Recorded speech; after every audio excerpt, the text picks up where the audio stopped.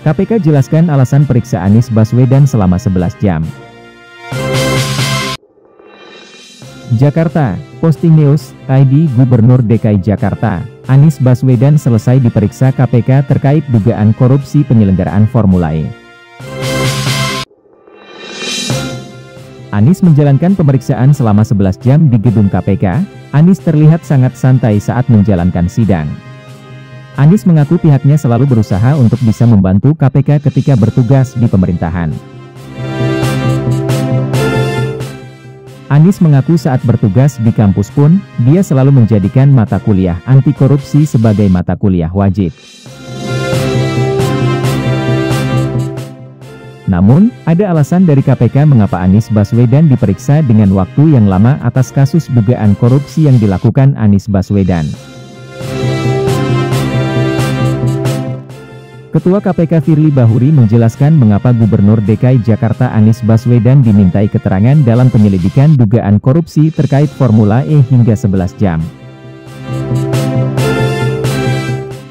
Firly menyebut Anies mungkin banyak mengetahui soal Formula E. Kalau ada yang bertanya, lama sekali diperiksanya?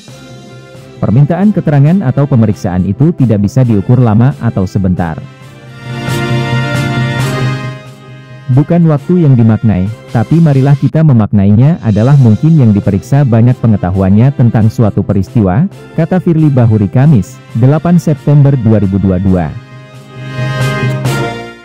Sebagaimana yang saya sampaikan, dia tahu, dia mengalami, mendengar, dia melihat sendiri. Itu sudah 4 unsurnya.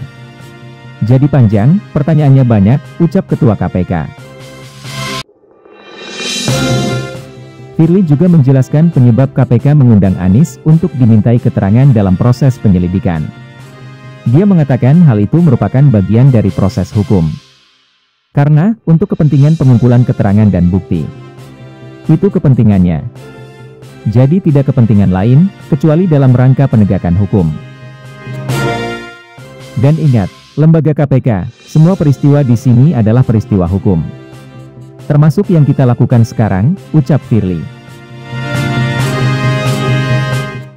Firly juga merespons tudingan pemanggilan Anies Baswedan bersifat politis.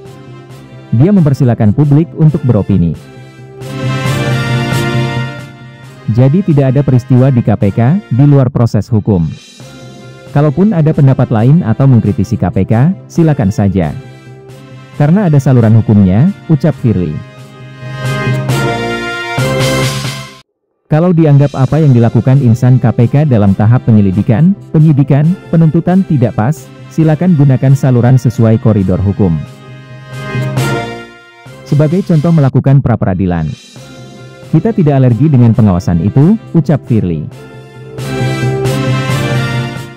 Ikuti terus berita-berita kami yang terupdate, terpercaya dari berbagai sumber, dengan cara klik subscribe dan juga loncengnya, agar Anda selalu mendapatkan notifikasi jika channel YouTube ini mengupload video berita terbaru.